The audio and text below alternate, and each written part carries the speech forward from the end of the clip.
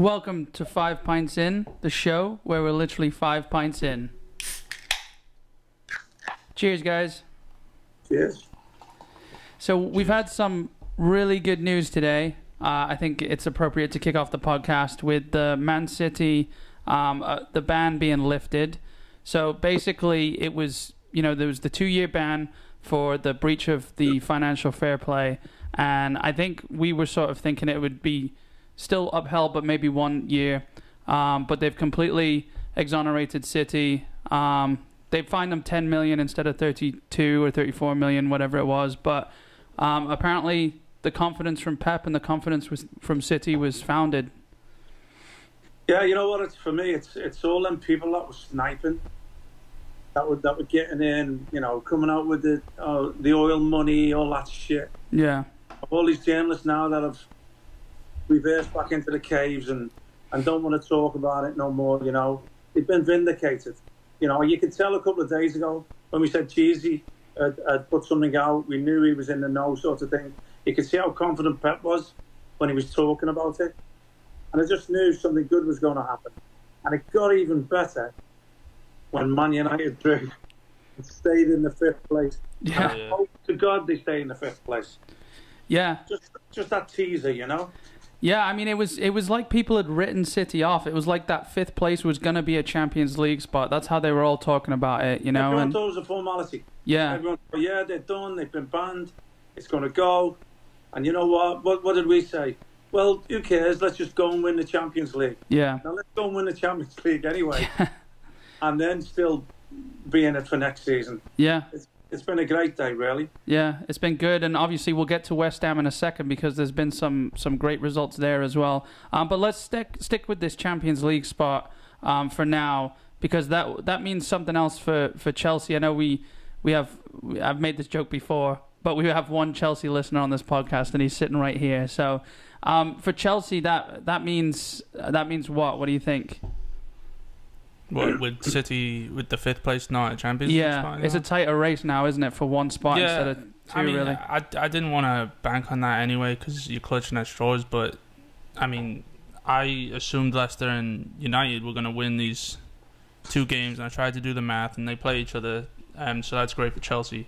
But I mean, Chelsea pretty much, I don't want to jinx it, but they pretty much secured it. And I think they'll go and beat Liverpool, which may not even matter. The good thing is, I think they'll beat Liverpool as well, or that might be the other one that I called. I said Liverpool would lose to City and tie 2 games. They tied against Burnley, and I think Chelsea might be the other one. I know they've got to play Arsenal as well. But the thing was that Leicester got to play Man United, haven't they? Yeah. Yeah. So one of them's either going to lose or they're going to tie, so that's going to benefit Chelsea also with 3 games left. Yeah, 2 or 3 points that help Chelsea, yeah. I would like nothing more than it to finish the way it is right now. Yeah. I could honestly see in that Leicester United game being a draw because they've both looked pretty bad recently. Well, United today, they were bad before that, to be honest with you. No, that's true. But look who they've played. They've played all bottom of the league teams, and then they just drew against Southampton. Have they really been doing good? And you actually watch the games, and from penalties to cheating to diving to getting lucky, like it's typical Man United. I don't think they've looked good at all. Yeah. They may be in form for Man United, but they will get demolished by anyone in Europe. Yeah. Well, the thing today was that, I mean, I don't want to talk about United for too long, but the players that had sort of been on form, Fernandes, Pogba, Greenwood, sort of Martial, all of them today. Yeah. Well, Martial and Rashford both got their goals, didn't they? Yeah, but they had terrible games. So yeah, that race is looking tight there, and I'm sure it'll be an interesting one. But even more interesting, I think, is the bottom of the table, because to be fair to all the Bournemouth fans listening, I did kind of write them off. And Mystic Bish, as you're known on Twitter by quite a few people, you called Bournemouth beating Leicester, didn't you? 2-1. Called the win, yeah, I did. I know. The week before, some West Ham fans were saying they're gone. Yeah. It does get inside you. I did fancy, and I said before, the Tottenham game was better for me, and I thought they were a little bit unlucky. The Man United away, they showed me little signs that there was still something there, and I did honestly believe I thought they'd get points. More so at home against Newcastle, which they didn't. So at home at Tottenham, and then once they were gone, all I could look for was the Leicester game and the Southampton game at home. And look, the way I look at it all now, with all the teams, our teams intertwined, really. Because you got Bournemouth have got to go to City, and Watford after host City. So the way it is now with Bournemouth, I know I said 2-1 Leicester, it ended up 4-1. Couldn't be more happy to get the score wrong, to tell you the truth, because it's 3 goals on the goal difference. Right, and City will probably undo it. Well, I'm hoping City go easy and only beat them 1-0. I can't even wish for a draw or a win, because I'd be unrealistic. But if City only beat them 1-0 and then go to Watford and beat them maybe 3 or 4, we'll do us a massive favour. Bournemouth still have to beat Southampton, and then West Ham have to do a number on Watford. And I think they've still got to go to Arsenal. And then obviously the City game. So I'm banking on them losing them 3 games, and City pummeling them, and West Ham putting a couple of goals past them, and Bournemouth not suffering too much. Yeah. The Etihad, to be honest with you. It's nowhere near a done deal for them, is it? It's like, not I mean, a lot, though. yeah. Well, you're asking Arsenal to show up, which is asking quite a bit, you know. It could be anything. Against Watford. You said about West Ham being Jekyll and Hyde as well, but But there's some strange results, some strange goings on at the weekend. Yeah. And even before that, some strange penalty decisions. The referees have been having an absolute shiter. Yeah. And I do want to say that the referee, remember Colina, the Italian fellow with the bald head and the big eyes? Yeah. He come out and said something that resonated. That the referees are backing each other up, because they've all got to go in the v.a.r. room, and the excuse they have, it wasn't a clear and obvious error. Right. Now, how ridiculous. You know, the Ward-Prowse one at Everton, no penalty. Fernandez at Villa, no penalty. They were both given and both scored. Yeah. Which is a disgrace, especially at the time of the year it's happening. I knew it's affecting, you know. Yeah. I mean, obviously Villa, Man United for the European spots, Villa for the relegation. It can't be. You know what I think needs to happen, because they won't. The v.a.r. aren't changing things. They're having all the time in the world to look at it, still cocking it up. The idiots that they friggin' are. What it needs, if they won't change it, if referees won't boot people for diving, and if v.a.r. still can't catch it with all the replays that they watch in the different angles, then a committee needs to be set up to be judging the v.a.r. Yeah. A separate, that isn't to do with the referees, a separate committee that now judges the v.a.r. And like we said, the referees now get paid. I think you said something like 140 grand a year. Yeah, around there. So they have to be accountable. Yeah. When do they get banned? When they cock up. Because they're getting judged by the v.a.r. more or less. It's all the same crew and the same clique. Yeah. So they're not being accountable. They're not getting punished for messing up. You know, there's no retribution for them. And it's ridiculous. All they need to do is start booking the divers, and v.a.r. actually somebody in there knowing what they're looking at. Yeah. Because it's becoming absolutely ridiculous, and it's making my blood boil. I mean, not just them, not just the refs, the people diving. Yeah. I don't know if you've seen it. Grealish this weekend. We slate him all the time, right? Yeah. Fully deserved. Fully deserved. That is possibly the worst dive I've ever seen. Yeah.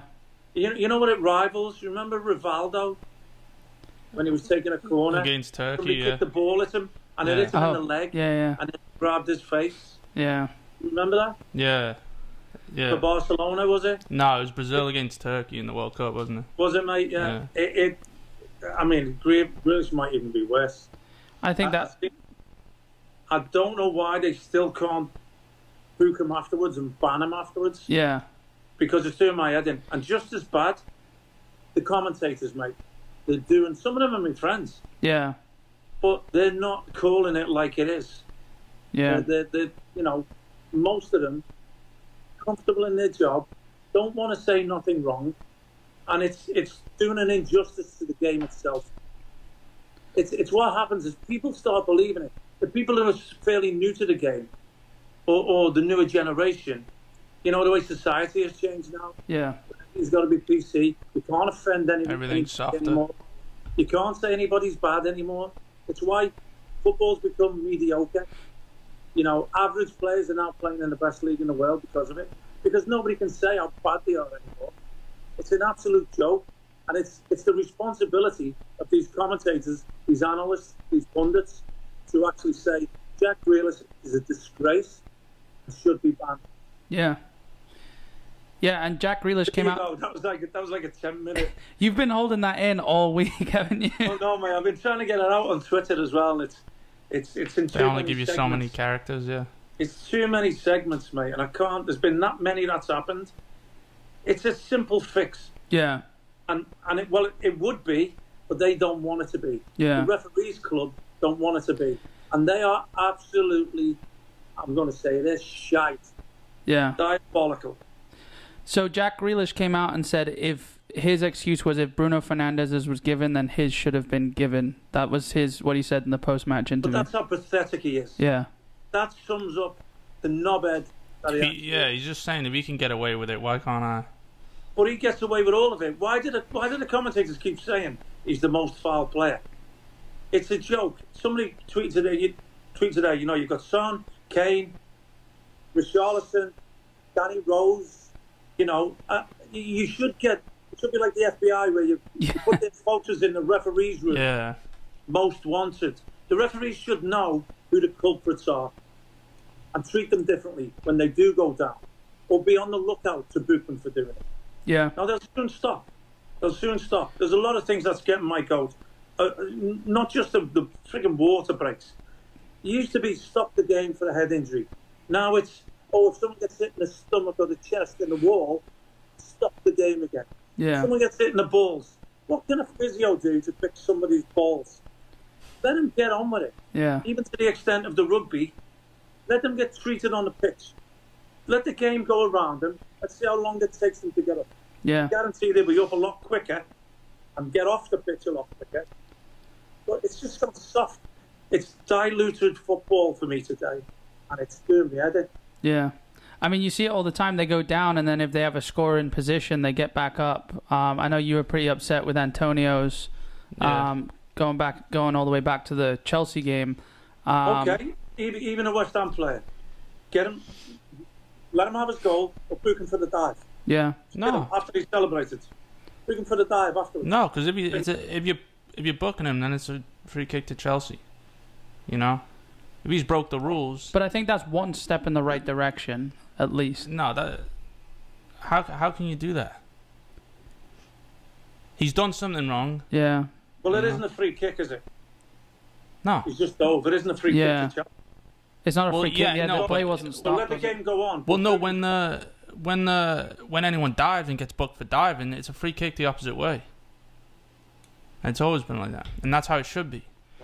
I think, I remember Torres got sent off for Man United for diving, and they got a free kick the opposite way. I think he dove twice and got 2 yellow cards. They went through a period where they were actually booking the divers for a little bit. It was pre-VAR, wasn't it? Yeah. Well, the West Ham fans have been on there 2 years ago. Lanzini got it, and he got a 3-game ban, I think. Yeah. Or 2-game ban for it. Why did that stop? Yeah. Or when did it stop? It's ridiculous. You know what? Players have got back into it again, and they've seen how pathetic the referees are. Yeah. And they got back into it, and they thought, yeah, I can get away with it again. Look, they're not booking me. I'll do it again. Yeah. Like you say, really, I just can't believe the punters aren't picking up on it more than they are. Yeah. You know? It's doing my head in. I want nothing more than to see Villa go down, Watford go down. Yeah. Watford have a few divers in there as well. I don't even want to give them credit and mention names. Yeah. So, yeah, there's a few. They're everywhere. I mean, look, even I've seen Bournemouth the other day. Look, so we're not just being biased in any way. We're not Wilson. Don't see. Wilson did it a few times. Yeah. Terrible. Yeah. I mean, look, it's desperation when you're down there, but when you do it all the time, all season long, it's a little bit different. You know, it's killing the game. Yeah. And like I said, the younger players coming through, the new breed, are thinking that's normal. Football's just going to get, if we don't put a stop to it, it's just going to go down a fucking pan as far as the spectator sport. It's bad enough anyway. you look now with all this passing backwards. It's people's first thought to go backwards. And you know what? Two got punished. Kolasinac, his first thing he thought was, I'll pass it backwards. Didn't realise I'm giving it to David Luiz. Yeah. Who That's their first mistake. Probably sleeping, or his hair's in his eyes, whatever. But if your first thought's backwards, you're going to get yourself in trouble. Brooks did it for Solanke's second goal. First thought backwards. One of the other Leicester players did it just before that, and they didn't capitalise on it. Your first thought was backwards. You can see it in these players. Yeah.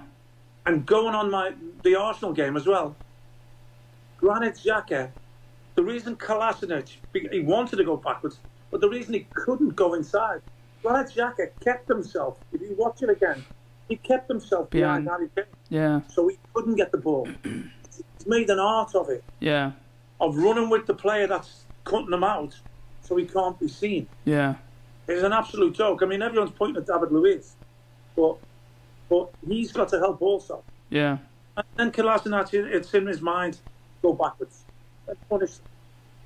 I mean, the thing is, it's like they, you'd think they wouldn't be able to hide with all the cameras on them, and now with the v.a.r. cameras on them as well, we thought naively that v.a.r. was going to help the diving, Yeah.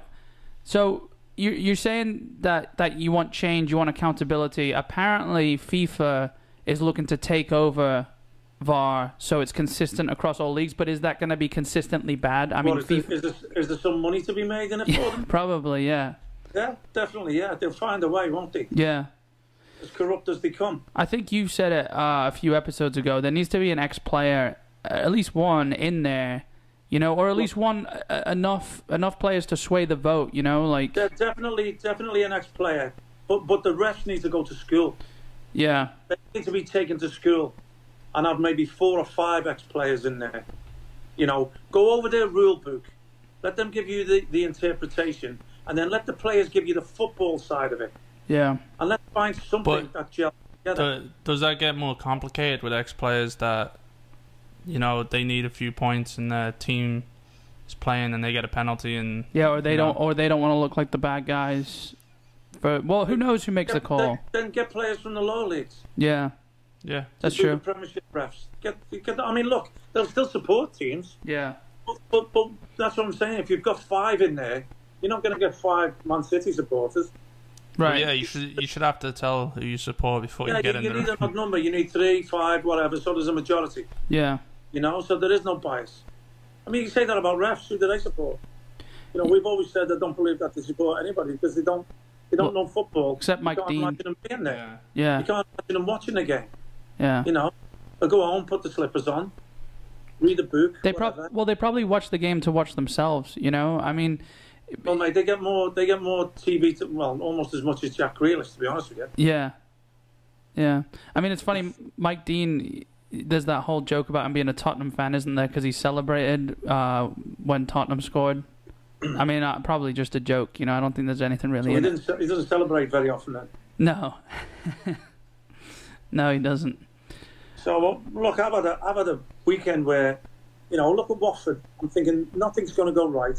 They beat Newcastle, they're a goal down, they get 2 penalties. Yeah. But where are they wearing penalties? It's dubious, isn't it? When you look at them. And I thought, oh shit, everything's gone wrong. And then West Ham get the 4-0 at Norwich, which was brilliant. Yeah, Antonio. They've now got the opportunity to bury Watford and bury Villa, which is the best place you want to be. Yeah. Now, Yeah. And I think that's enough. I think West Ham's goal difference might just be enough already. They're going to get another win anyway out of them 3 games. I know for a fact. Yeah. Have you got to play Norwich? Oh no, Norwich was last weekend. Yeah, they just played Norwich. So you do think that 34 points they're sitting on right now, you think that's enough? I think Bournemouth will stay up on 34 with on goal difference, and Watford will go down. Yeah. And Villa. So you think so what you're saying is Watford loses the next 3 games, like you went through. Yeah, I don't see them picking up a point. Yeah, and then Bournemouth wins at least one. Them, then you've got City at home, and Arsenal away. Yeah, I think they're done. And let's hope they get pummeled by a few goals each game. Yeah, I mean, my big worry is Bournemouth going to City. I think that's inevitable. I think they basically just they got a cushion with this 4-1 win against Leicester. You know, I think it was great for them. I mean, you know, when I said earlier that it's sort of City are just going to counter that, but it's good because they could have gone in it without those 3 extra goal difference. You know, the shame of it is, it's not as much the 3 goals that they gained and beating a team in 3rd place. Now you can't. That would build your confidence and your morale. Yeah. But now you've got to go to Man City without possibly your best player. Yeah. Because Nathan Ake got injured. He got injured actually stopping them going 2 down. Yeah. He slid in and stopped Jamie Vardy scoring. So, you know, sacrificed himself. Yeah. For what is going to be a tough run, and he's important to them. Maybe he was looking at that next fixture though. Well, no, but I mean, look, here's the thing. You look at City and they've secured 2nd place, but they still look like they're playing for the title, you know, and that's what I love about Pep. I think it's... Well, mate, they've got to keep a momentum going into the Champions League. Yeah. That's what it is. And you can see he's still not happy with certain things, even though they're banging the goals in. Yeah. He's not going to let up in any way whatsoever, you know. Yeah. I mean, if you look now, Klopp's sort of making a couple of excuses. Yeah, it's... You know what I mean? So you can tell within people, because Liverpool haven't... I know he's changed a couple of players out there, not the front 3, but a couple in behind. You know, he's switched up a little bit. And I can see he's bringing... And Henderson's out for the rest of the season, I think. Yeah. So I just think that I'm going to get my result. I did say they'd get 100 points. I think they'll win 2 and tie 1. That will put them on 100. I hope they don't, but that was my initial one. I know Conte said they won't. Jordy said they would. But they need to win the 3 games. I've changed my mind though, which I'm allowed to do, because I was after 5 pints. We had money though. Don't forget. We did, didn't we? Did we? So you can't change. I think we did. Yeah. You can't change your mind. You'll have to go back over. Well, I can honour the bet. Yeah, that might have been one of the lost episodes actually. You want to be the bookie? That's what it is. Yeah. Was it? Was it actually one of the lost episodes though? No, I don't think so. No, it's already out. Well, I mean, I'll honour the bet, but I'm changing my mind from now on. So if you want to bet again, even though you think they'll tie it. Let's just go to the last game. I did. That's what I said. That's what I've got to stick with. I hope they don't now. I don't. Yeah. Because they're going to play Chelsea and Arsenal. So, and when you look what Burnley did, and they look like shit right now. Found them open. Burnley opened them up a couple of times. But they could have had more. They hit the bar as well. Yeah. So I think. I see them. Yeah. I see them. I think you're saying Chelsea will beat Liverpool, and you were right about Chelsea beating City. Yeah. And then you said you're concerned about Norwich. Right? I don't mind paying you money as long as you're right about Chelsea beating Liverpool. Yeah. Win-win. Happy days. Yeah. Cover your arse. Yeah. Yeah, so, I mean, that's, it's going to be all eyes on the bottom of the table, I think. I mean, that 4th place race, too, after the result. I've seen all these things online about post-match thread, City versus UEFA, City 1-0, like, all this funny stuff, yeah. But it's huge, isn't it? I mean, it's a blow for Wolves and Sheffield United, but, I mean, they're... Who cares? Yeah. Yeah, exactly. At the end of the day, who cares? Yeah. Look, you know what? If City win the Champions League, won't 5th get in anyway? No, because does it work like that? No, it doesn't work like that. There's a maximum number of teams. Okay. Yeah, there's a maximum number of teams. I think. No, I think that's right. So if City win the Champions League, no, it's not. And if United win the Europa League, they'll qualify for the. There's a cap. If the Europa League. There's a cap number of teams. I think you can get up to. So it's 4 no matter what. No, not. And then if you win the Europa, you go into the Champions League. Yeah. I think I think Europe can go up to 7th place, can't it? Yeah, I think it can, because I think we get 2. I'll tell you what happens: 4 in the Champions League, 1 in Europa, 1 in qualifying for the Europa. Yeah, that's right? 6. They go to the prelims. That's what Wolves did. I think. Yeah. But if United win the Europa, it will go 6th and 7th. They'll go 6th in the. I think it does.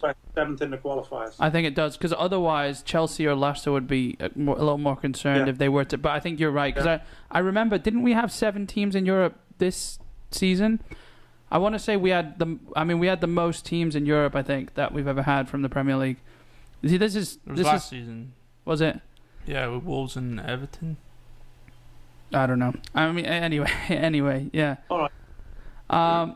But yeah, I mean, it's huge for City because they're saying they're going to offer Pep a new deal. I think he would have stayed anyway. You know, I think there's something. I mean, obviously I'm biased, but there's something. You can tell he feels a love for Man City. You know. Yeah, like I said, I think De Bruyne would have stayed even with a ban. Yeah. I think the players just want to be there. You know. Yeah. I didn't see. I could maybe see Sterling getting a big move. Yeah. But I couldn't see De Bruyne leaving. No. I couldn't see him walking away from working with Pep.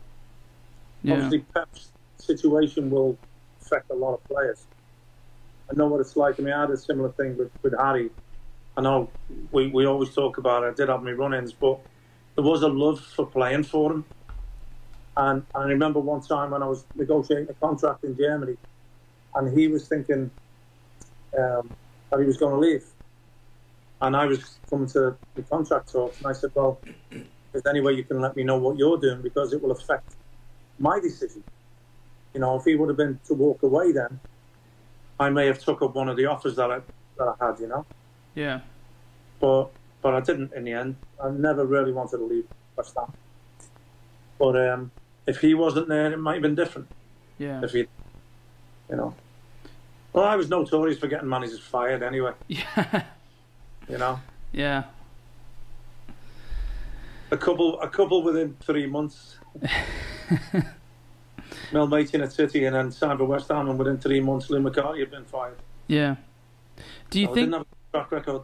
What was the last manager you guys can remember that sort of had, like Pep's, I would say, stability at City? You know, I mean, it would be just wild if they fired him, because I don't know who you'd get. What was the last? I can go back way back to the Liverpool managers of Fagan, Shankly, Roy Evans, Dalglish. Yeah. You know, the Liverpool players wanted. I know Howard Kendall was like that, mate. Yeah. To tell you the truth, I mean, look, he sold me twice, but I had an admiration for him because of the way I knew them Everton players wanted to play for him.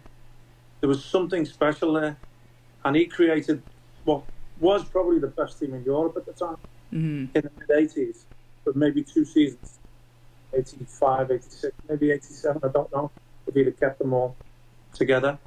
He created something there that I knew them players wanted to play for him. Yeah. That's what I wanted. Even though I ended up leaving, I wanted that in my managers. You know, I wanted...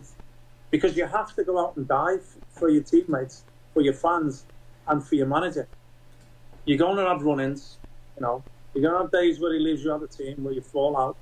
It's going to happen. Yeah. But ultimately, you've got to want to play for your manager. And that's what he has. We were talking about dressing rooms. We spoke about it in past episodes. Burnley have it, Sheffield United have it. You know, Lord Villa might have it, you know, but... Obviously, they've struggled a lot. Well, I was going to bring up Eddie Howe with Bournemouth. Bournemouth have it, yeah. They've struggled of late. Look, what he's done over the past 5-6 years has been nothing but amazing. Yeah. And we've said it before. Even if they did go down, which hopefully now they're in a better place, and if things pan out the way I can see them panning out, I'm not going to say I'm predicting every game, but what I can see, you know, City trouncing them, West Ham, Watford, West Ham beating Watford, Arsenal beating Watford, and after the Leicester game, seeing Southampton today, who are a decent footballing team, they'll be open, nothing really to play for. Yeah, I can see maybe Bournemouth forcing a 1-0, maybe a 2-0. Yeah, I wouldn't want a 1-0. Don't get me wrong, because I don't want to be sitting on the edge of my seat up until the 98th minute, or however minutes they add on these days. You know? Yeah. It's becoming ridiculous. So I can just see it playing out like that. Yeah. As well. I could see it, and before that Leicester win, I mean, I saw them losing to Leicester. I was sold on Bournemouth going down, and I think, as you said, they needed that win against Leicester. What about Michael Antonio, mate? 4 goals. 4 goals. And I tell you what, people didn't really talk enough about was Mark Noble. Yeah. You know, he's been pushed aside a little bit. They played him a little bit higher up, behind the front man sort of thing. But I know when Souček was getting forward, Nobes was filling in. I don't know if people see this going on as the game is, because he's got a footballing brain. Yeah. He played a couple of little clip balls for 2 of the goals. He played one into Fredericks over the top, didn't he? One into Antonio for his hat-trick. You know, but other than that, you know he has a presence out there amongst his teammates. You know, even if the manager isn't fully confident in him all the time, and I know some of the fans aren't because they speak to me on my Twitter all the time, but you know, when you're in a fight, you want people who love the club and will lay down everything for them, and he has that in abundance, doesn't he? Yeah, absolutely. And I think it's almost where he plays, it can sometimes be a thankless job, you know, because it's a lot of the stuff he does off the ball as well, covering those gaps, like you said, Souček going forward, who, you know, obviously they have Rice there most of the time, but he's been flip-flopping between centre-back and defensive mid. So there's a job to be done there. And I can say, too, from, you know, obviously opposite end of the league, but Noble is like what Company was for City, you know, like even if he wasn't playing. He's a talisman. Exactly, yeah. No, so I mean, it's understandable, people saying, you know, he's been there that long, is he coming to the end? Everybody finishes in the end, mate. Everybody gets replaced in the end. Yeah. You just got to hope the fact with him that he's been in there sort of moulding somebody like Declan Rice. Yeah. Who's been feeding off him. You know, I was talking a little bit earlier about young players coming through. They're going to see their heroes falling and diving and think it's okay. And they're going to have that in their game. You see a bit of Noble in Declan Rice. Right. Who's a great example of not diving and not falling over, you know? Definitely, yeah. One of the last few. Definitely, full-blooded. Yeah. I mean, I don't want to... He may be preparing them for someone else. Yeah. Because he may leave at the end of the season. Yeah.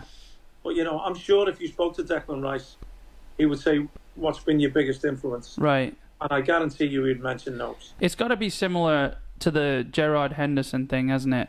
I mean, I know we've had our conversations about Henderson, but there was that sort of leadership, mentorship role. I think the biggest difference is that Rice is go on to be a better player than Noble. Oh, absolutely, yeah. And Henderson, it's impossible for anybody to do that with Steven Gerrard. You know. Yeah. But, you know, I know we've spoke about it before, but I'm happy for Jordan Henderson in a way because it's been big shoes to follow. Yeah. And ultimately lifted the Premier League. I don't mind Liverpool winning the title, mate. I really don't. You know, we have an affinity with the city and what have you, you know. I mean, they played better last year, I think, you know. Yeah. I think they were a better side last year. But talking about Gerrard, though, I did want to bring up David Silva actually equaled Gerrard's Premier League assist total, and he did it in 192 games fewer.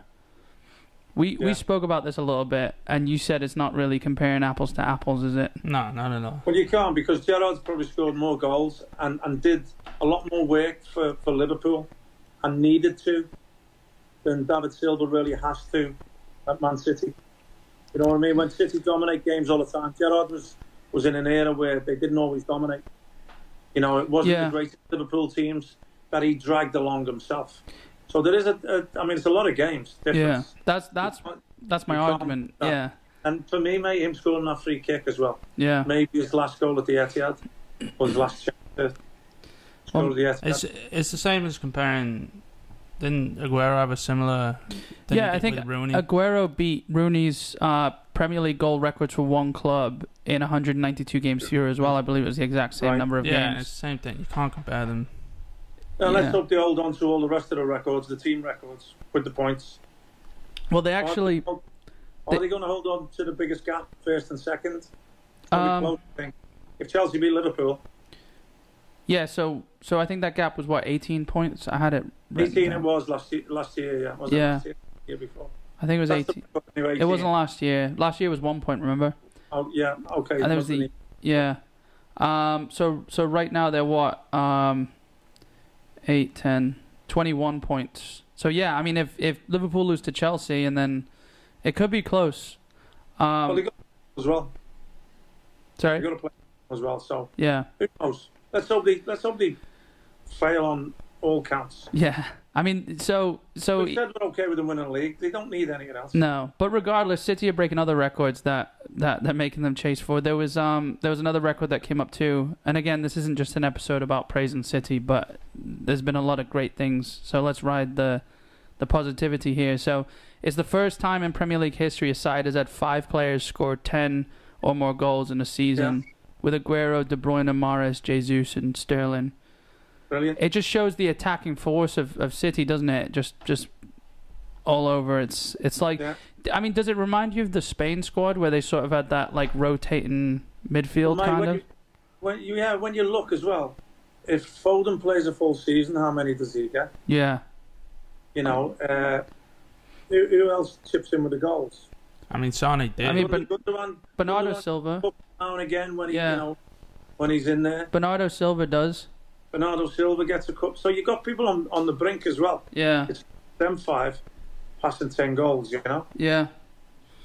And you know, as much as the fullbacks get forward, and it's definitely they come from all angles, don't they? Yeah. It's not a record they've gone for. Well, mate. It's not a record they've gone for. You know. No, they're just playing. That's just how they play. They just play attack and open football. Yeah. And it's you know, still great to watch, isn't it? Yeah. I'm still not. Look, when you think they've got the Carabao Cup, they've got the FA Cup semi-finals, the second in the league, which they've secured really, and the Champions League. No, I'm not disappointed.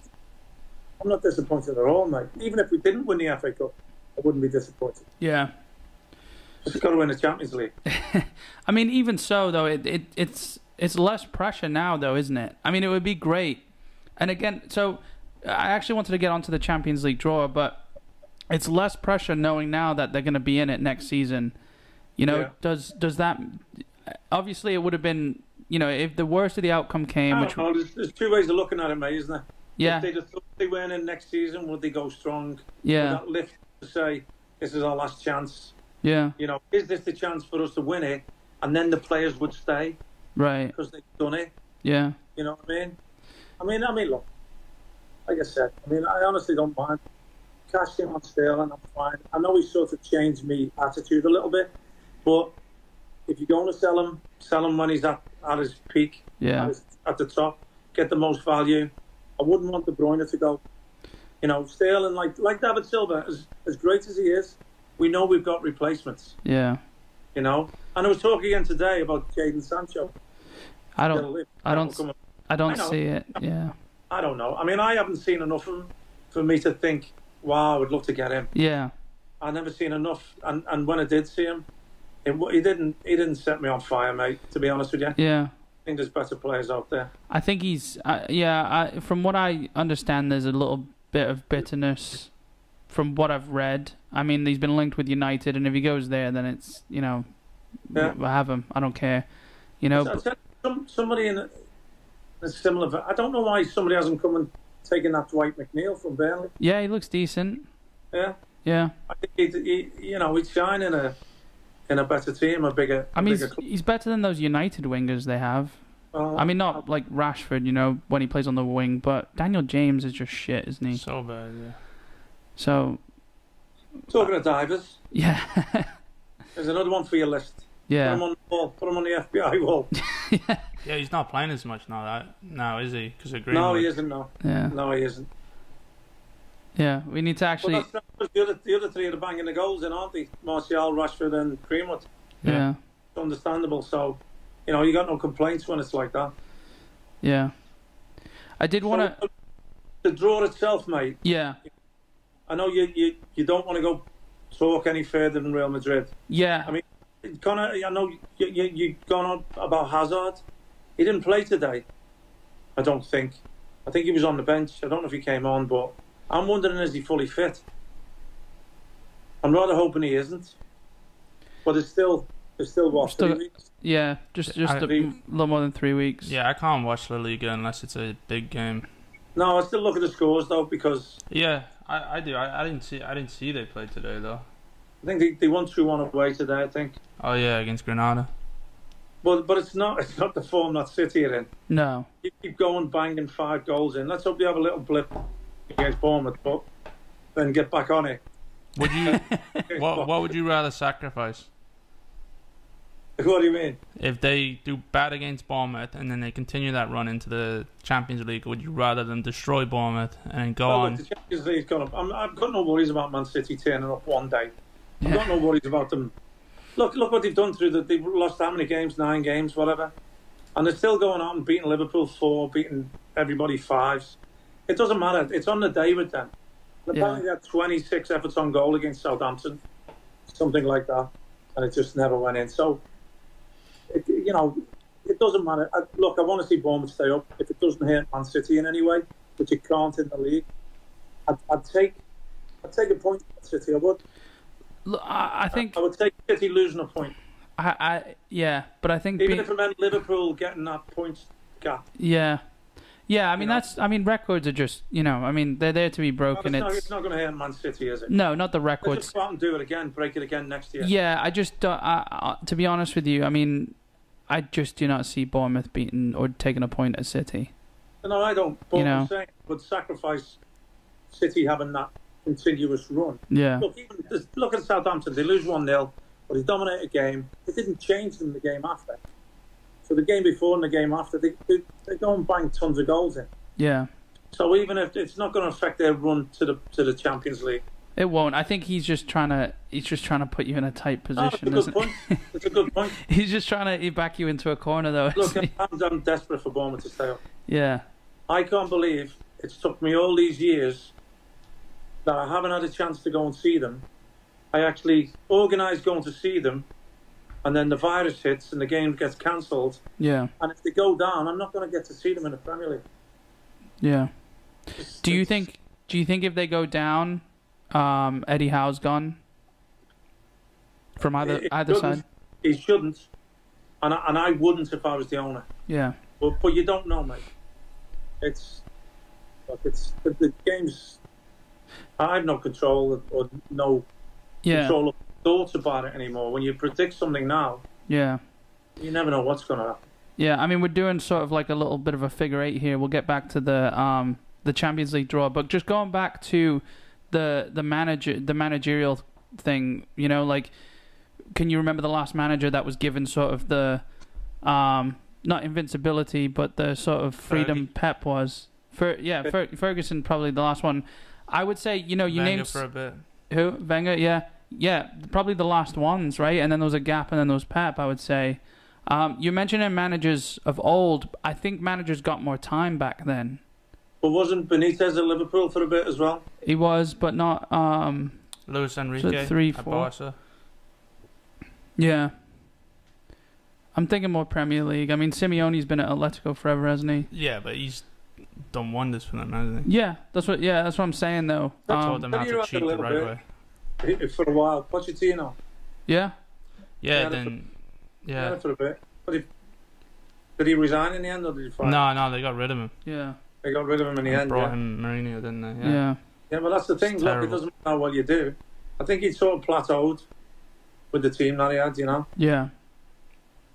I mean, it's like Tottenham, they're always like one great player away from winning something, I think. I think that, they're a cup team. But they don't win cups. They don't win cups, yeah. Well, they used to. Yeah, I know. Look, they got to the Champions League final, Yeah, but look at their players though. I mean, to me, Christian Eriksen was up there, like as one of the greatest, not greatest, but one of the best. He was one of the best in the league, like. Yeah, one of the best in the world in his position. Yeah, there was just something about him, and then he's gone to Inter for a joke of a price. I think it was 40 or 50. It's contract. Bergwijn's done okay. Yeah. I like Lucas. And Don Moura's playing better. Yeah, but they're just always that one player, I think, away from being a great team. One leaves and they get another one in, but it's just a transfer window too late, it seems. And when Harry Kane wakes up and remembers he was a footballer. Yeah. How many times a season do you think that happens? I don't know, mate. I don't know. Yeah. Well, hopefully. You can tell, look, wherever he plays, he's getting the least touches on the field of anybody. Yeah. I mean, we actually spoke about this a little before, but Harry Kane. Playing for England. Yeah. Same thing. Yeah. Harry Kane, though, I think Mourinho's the worst manager he could have, because Mourinho sits back, he parks the bus, and leaves him isolated. Apparently, they both agreed that he will get goals for Mourinho. Who? Harry Kane. They've agreed, the two of them? He said, I will score goals for Jose Mourinho. Jose Mourinho said, he will get goals in my system. Well, but look, the thing with Jose, you never know who he could attract to come into the club at the end of the season as well. Yeah. He may want to change that whole thing around. But it's just the way he plays, though. I'd play someone up top with Kane. Yeah, but he's not going to change the way he plays. He sticks to a 4-2-3-1, and the two in that midfield are stuck to the back four.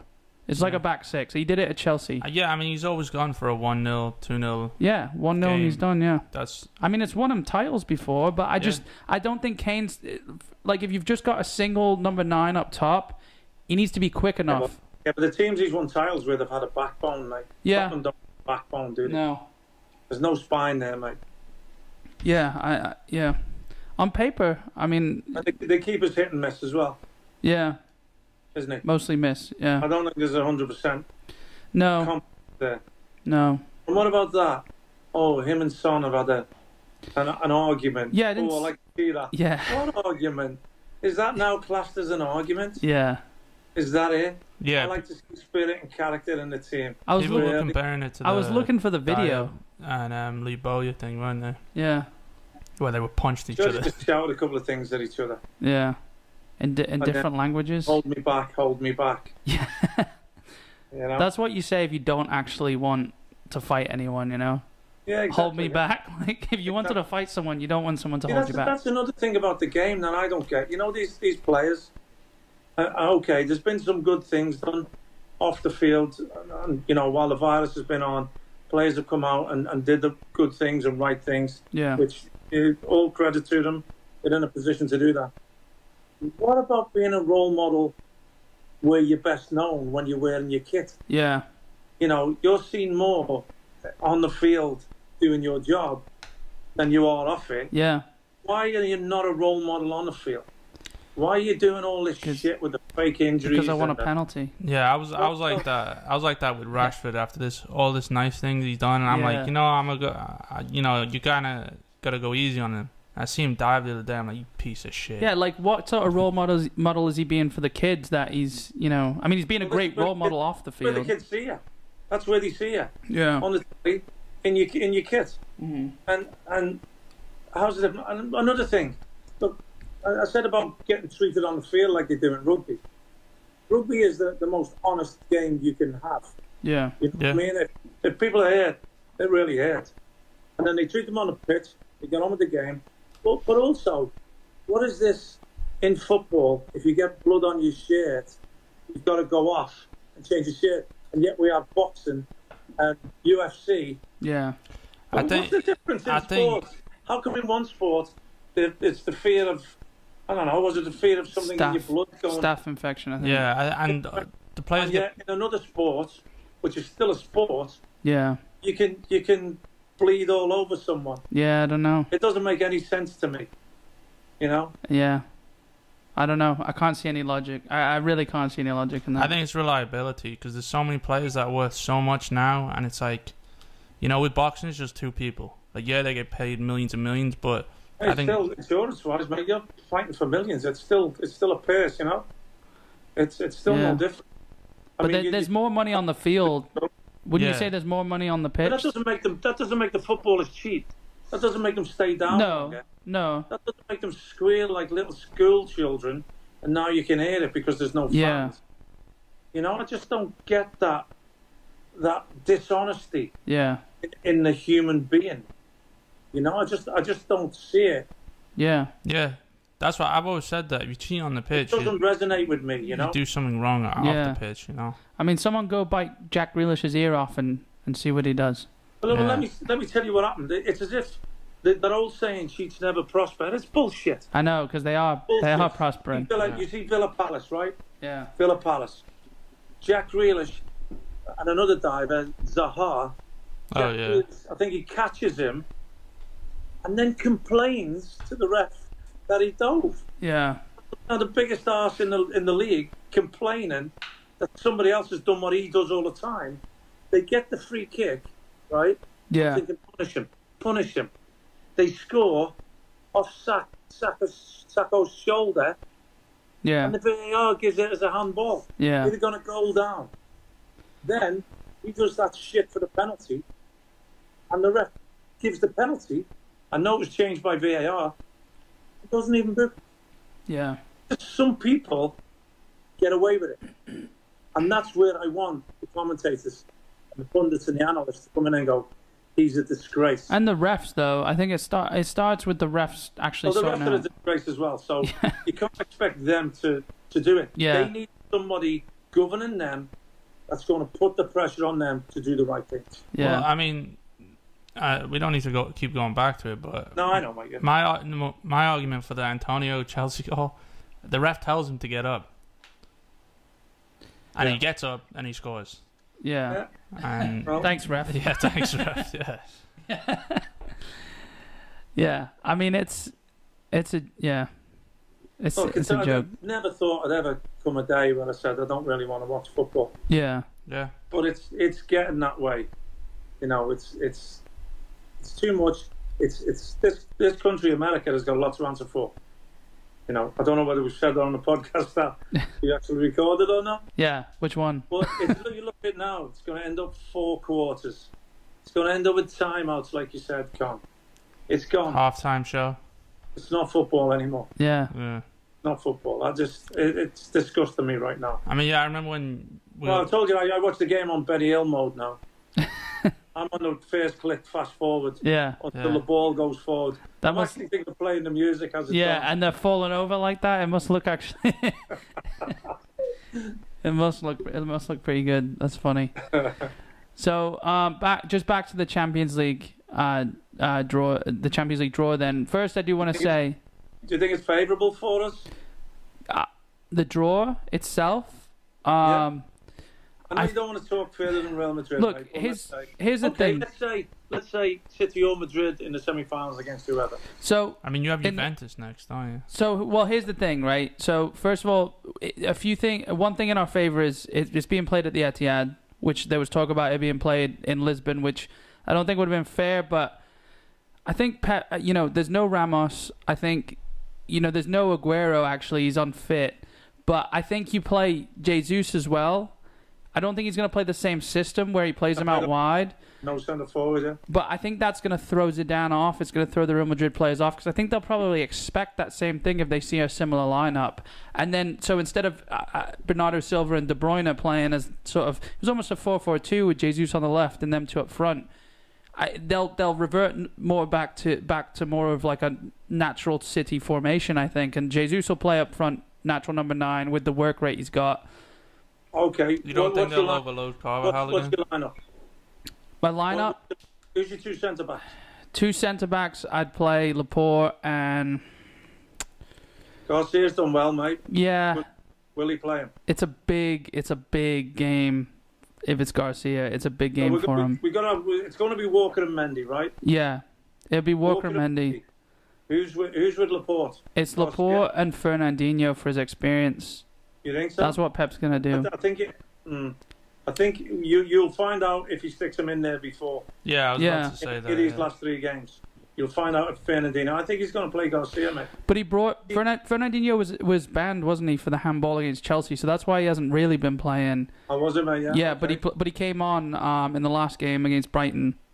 In the holding midfield role or centre back. Holding midfield, but I think Otamendi was still on the field. I'm pretty sure he's been giving Otamendi some minutes. Yeah. I think he's not going to trust Otamendi. He's not. I also think Garcia is a bit of a risk. Like Garcia's good, and he's. I think he looks like he could be a good prospect. But against Real Madrid, if I'm Pep, I think Pep, Pep's gung ho with his attacking, but he knows the power of Madrid. He knows what Real Madrid are like. Is he gonna go 2 holding mids or? No, I don't think he. I don't. Well, he doesn't ever. It doesn't ever look like that, does it? Really? Not when you don't have Aguero. I think you have. I think he's got. So Laporte and Fernandinho. He's got the option of going Fernandinho and De Bruyne or Rodrigo and De Bruyne. I think. Don't think he'll play Gundogan. I think he will. I think he'll play Fernandinho at the back. I think he'll play Gundogan, De Bruyne, No, and Rodri? Gundogan, De Bruyne, and Rodri holding. You think he's going to go 4-3-3? Yeah, but I think he'll play Gundogan in more of the number 8 than the number 6. I think you have Rodri at the bottom of the triangle. Mahrez, Sterling, Jesus. Yeah. No Bernardo Silva? No Bernardo Silva. I don't think he'll start Bernardo Silva. Yeah. I don't think he'll start Bernardo Silva. I think he'll bring him on. You know, and I think Mahrez has been on fire. Bernardo Silva has been. I mean, I know he scored. He'll start Mahrez. He's going to start Mahrez. Yeah. Yeah. I think that's the way it'll go. I think definitely the three of Rodri, Gundogan, and De Bruyne. I'm not Gundogan's biggest fan by any means. I wouldn't be sad to see him go, but I don't think he's going. I think he's better as a number 6, but he's not physical enough to play there all the time. But I think he does better, deeper. But I would prefer Rodri there. I like the physicality. Yeah. I mean, ultimately, I'd prefer Fernandinho there, but I think he's going to play at centre back. Well, either one you do. Look, you can play Ferner, you can play Rodri, and they can always slip back. They're always there. You know, they will defend. Yeah. And they will defend like a centre back. Yeah. So, but is he going to be gung-ho and all out? Is he going to be thinking, okay, we've got the away goals, even if we lose 1-0, we're through? I think Pep plays like he wants City to play, which is that formation does it for me. I think, you know, like Rodri sits there in the hole, and then Gundogan goes forward, De Bruyne goes forward. You know, you'll see De Bruyne out on the right as Mahrez cuts in from the right. I think, you know, and then if you need a goal, bring Foden on, because it's almost a guarantee. You know, have Sterling lay on the floor. We've said in the past. I think he's going to go at them first. I think he's going to go at them from the off. Yeah, especially at home. Rightfully so. Don't get a first goal. Yeah. Right. We spoke in the past. I believe teams should start games like that anyway. Yeah. Every single team. Yeah. Even the lower teams. Go out, have 10, 15 minutes where you're fresh, going at people. I'll tell you what, Southampton did it today. Yeah. At Man U. But couldn't hold on because they don't have a plan B. Yeah. You know, we said that about teams in the past. They went at them, they pressed them, you know, they ended up getting the first goal. Couldn't hang on to it, really, because then they don't have that change up about then keeping possession. Right, which Real Madrid do, and I could see Real Madrid... And Man City do better than anybody. Better than anyone, yeah. You don't get that first goal, you're going to keep that ball better than anybody. Yeah. So I think he will do that. He'll attack. Yeah, I think so too. And yeah, I mean, again, I don't want to look past Real Madrid, but again, Sergio Ramos, I think he's a great player for many reasons, you know. And in La Liga, he can run forward all he wants. He's an attacking centre back almost, you know, and he pulls. He's also a presence, like we said about Nobes. He's that presence for Real Madrid. He's that talisman, you know what I mean? Yeah. And it is different for the rest of them when he's on the field. Yeah. It does make a difference, you know. He's not there, you know. Sometimes the people who come in step up. Yeah. I hope not. I think they've got enough good players, though, mate. You can't say Ramos is going to make a difference football-wise. But who else do they have at the back? I think as far as the shape of the team goes, he makes a big difference. Because as you saw, that was part of the reason City won. Because he would run forward like he does. He's like an attack. He's attacking centre back. Like when Azpilicueta plays as that third centre back, he's almost like a second right back. Yeah. Ramos pulls like David Luiz. Well, I just think he's wandering. They called him a centre mid, but I think he was still meant to be a centre back. But Ramos would run forward, and then Jesus would make. I know, you know, it didn't exactly work out to the best. I mean, it did in the end, but. I'm trying to say Jesus would run in from deep, and Pep saw that. Pep knows Real Madrid, he knows Ramos, and he knows Ramos goes forward, and he knows that opens up space for Jesus. But if Jesus was on Ramos, he would have probably... I love you're actually seeing people. You do that, you can see someone, and then you've had somebody else run in like that. Yeah. Oh, hold on. It was this one. Yeah. Oh, hold on. Can you bring your hand over?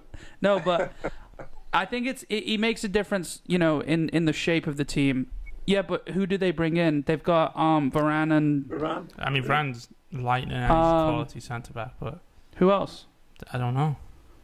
I don't know. I'll have a little look, chat amongst yourselves. Yeah. I'll look play today. Yeah, that's another thing. Do you think Ramos is going to stop playing and they're going to practice? how they're going to play against City. I don't see that happening. I don't know what's La Liga look right now. Do they need the points? No, they've been top, haven't they? Oh, Ramos played today.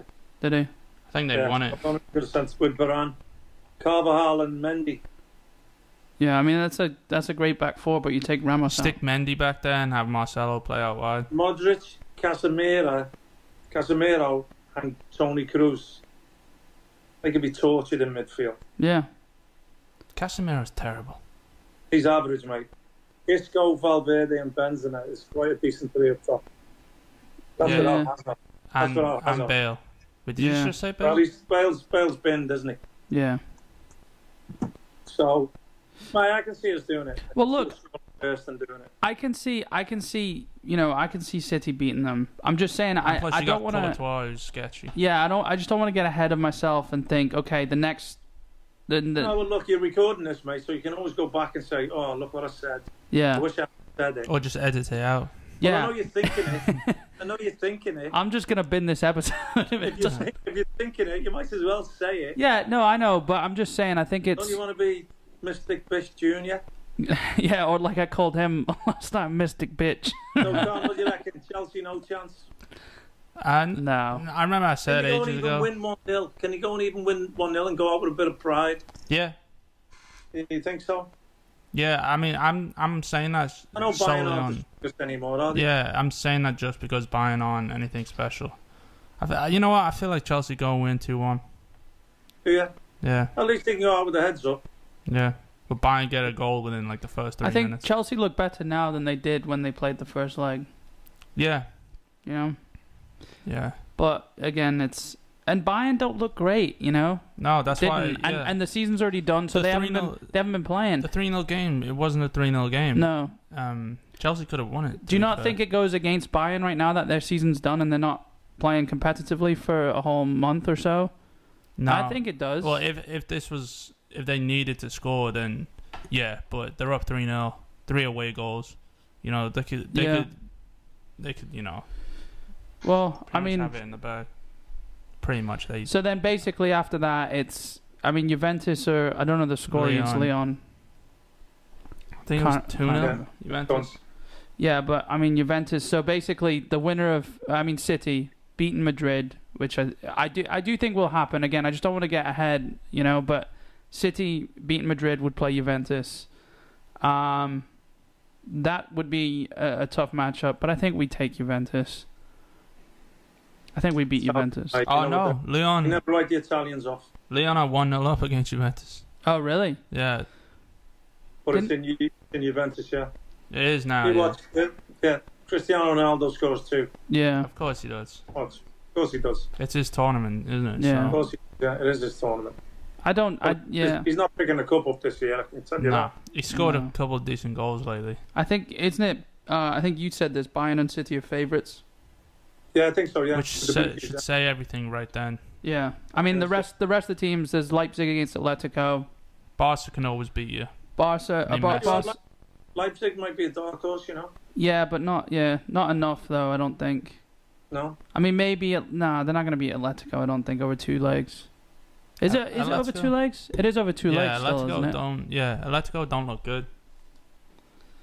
Liverpool just looked terrible. That's all it was. And then PSG and Atalanta. I don't think that the last 8 is going to be over 2 legs. I don't think it is. I think it's 1 leg each. Knockout tournament.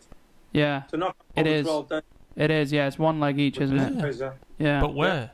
In Lisbon. In Portugal. In Lisbon. The last 8. Everybody's playing in Lisbon. Yeah. The whole thing. It's going to be like a mini Euros. Yeah. Isn't it? Everybody in the same venue. Yeah. It'll be exciting. Looking forward to it. Yeah. I don't mean the same venue. Right. I mean the same city. Yeah. You know what I mean? Yeah.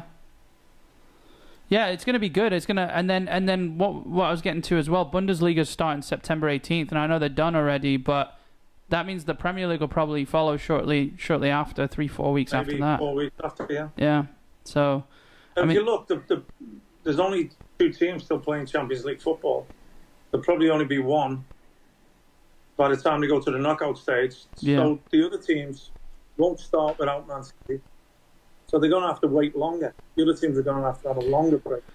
If they give Man City 4 weeks off. Do you think they will? Yeah. I don't know. Yeah, I would imagine so. Then they're going to. At least they will give them. But they don't. Do they give the World Cup finalists 4 weeks off?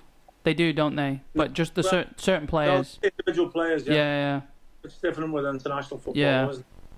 So yeah, it's a good sign though that Bundesliga have locked in mid-September to start up again. Well, look, I know it's boring in the end, but we'll have something to watch. Yeah, but more importantly, it means the Premier League will follow shortly after. I can't, I tried Bundesliga when it came back, and it's just. I know. Yeah. We tried. I don't know. I didn't have a horse in the race. Obviously, maybe that's it.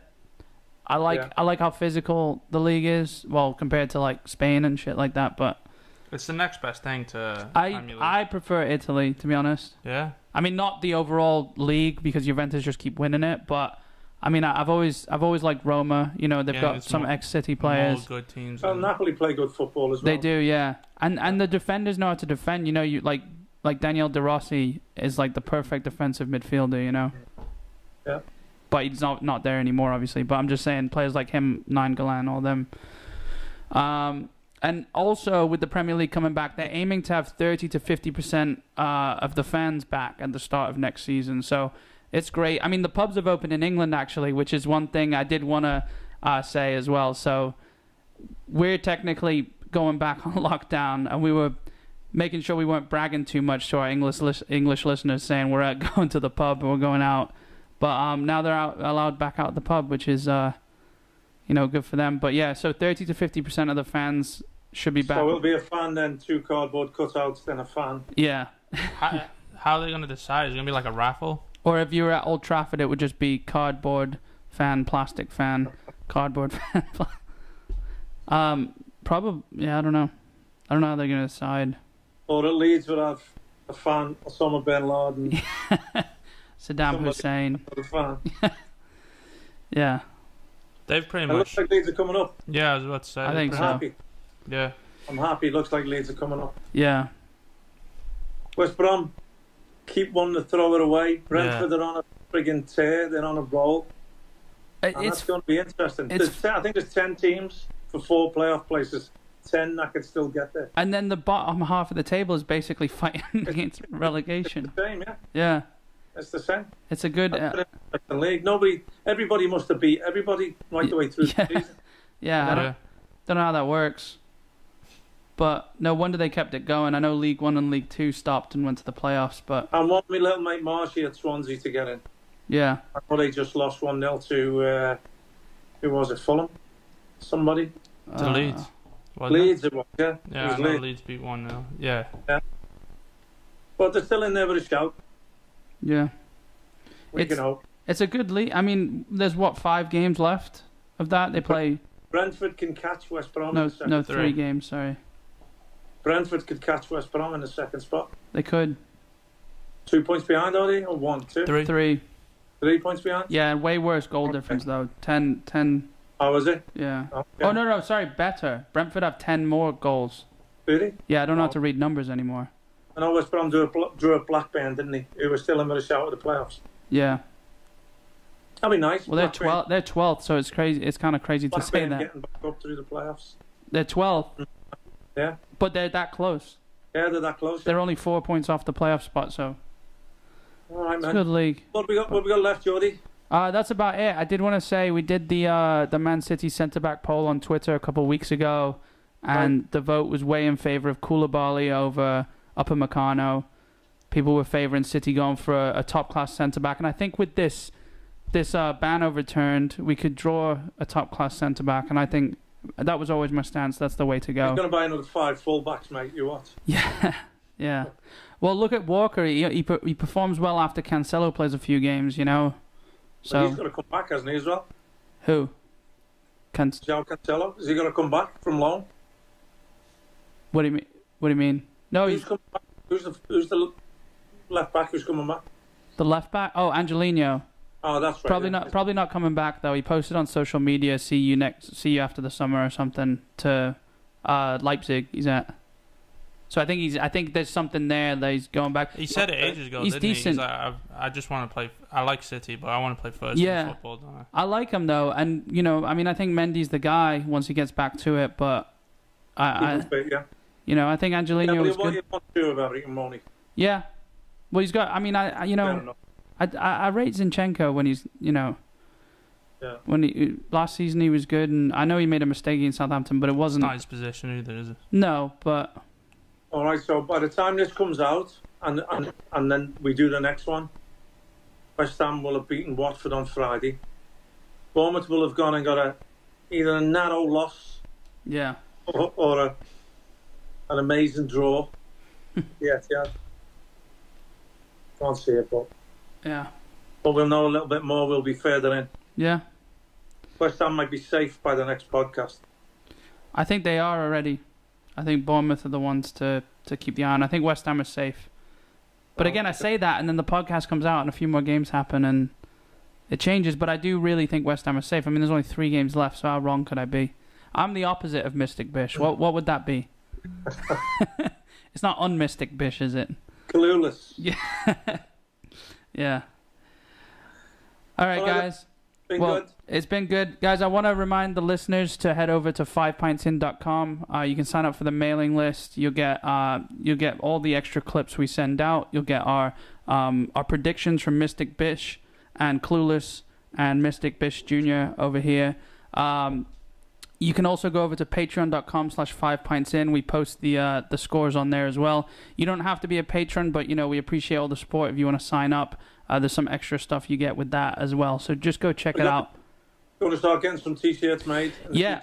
Yep. There's actually there's a shirt available right now. If you go to 5pintsin.com/shop, there's one T-shirt up there right now, and we're going to keep adding to it. So, you know, we appreciate all you guys listening. Hope you've enjoyed the conversation. Make sure to let us know what you think on Twitter, Instagram, and Facebook, especially if you disagree with us. You know, we love a good argument. So, thanks for listening, guys. All the ref supporters. Yeah, all the ref supporters. All right, guys. I'll talk to you next time. Cheers.